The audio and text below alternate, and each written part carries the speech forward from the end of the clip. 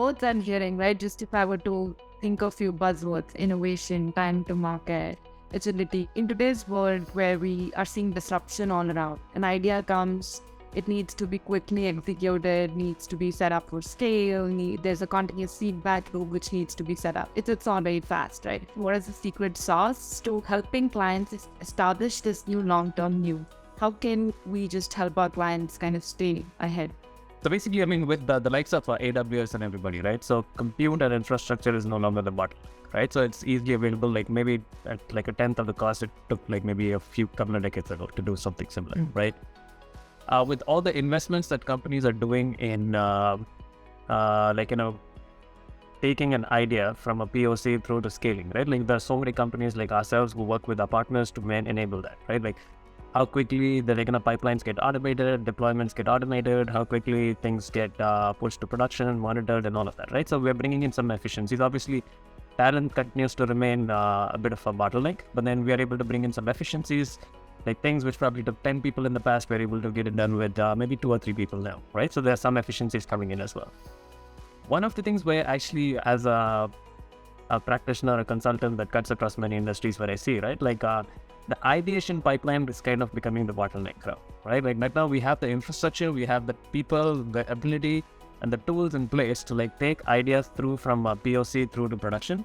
But almost always we walk into a new client or a new industry, we know that there are a handful of use cases that will come up, and those are the ones that we'll spend most of our time talking about, right? Like somehow people are like compromising on these new areas or new use cases that need to see the light of day, right? So somehow either that's not like entering the top of the funnel for it to see production, scaling, and all of those kind of things, right? So that's one area where we feel like companies could do a lot more in terms of like data democratization. People talk about citizen data scientists and all of that, enabling that whole analytical ecosystem where people are able to do the first level of exploration, first level of experimentation, come up with like multiple candidates of use cases, which they could then force the more advanced analytical teams to like see how the merit of taking these cases to enterprise scale, right? So that the ideation state, the conceptualization state is becoming a bit of a bottleneck. I think that's one area where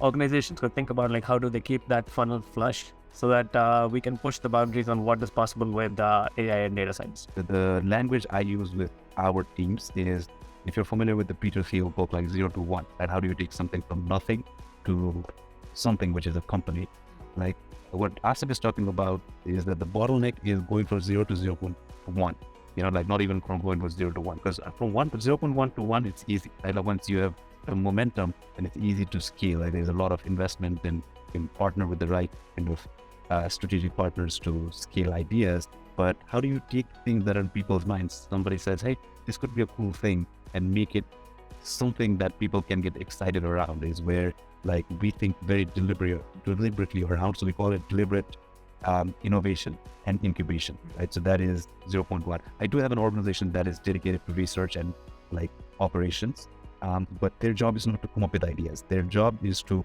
work with the teams that are working on what you can call, let's say, keep the lights on, or foundational work, right? So there's the value preserving work, but out of that will come up something that is game changing, right? So how do we kind of enable some of these game changing ideas to gain momentum is what the research and operation groups focuses on. Is it perfect? Absolutely not. But at least we are putting the foundational layers in place so that as a result, innovation can happen. Innovation will never happen by just throwing money or people at it. It's a mindset and a culture issue as well.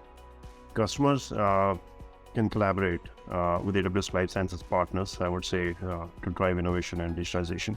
So 90% of what we build is driven by what customers tell us. And 10% are things we hear from our customers where they may not be able to articulate exactly what they want.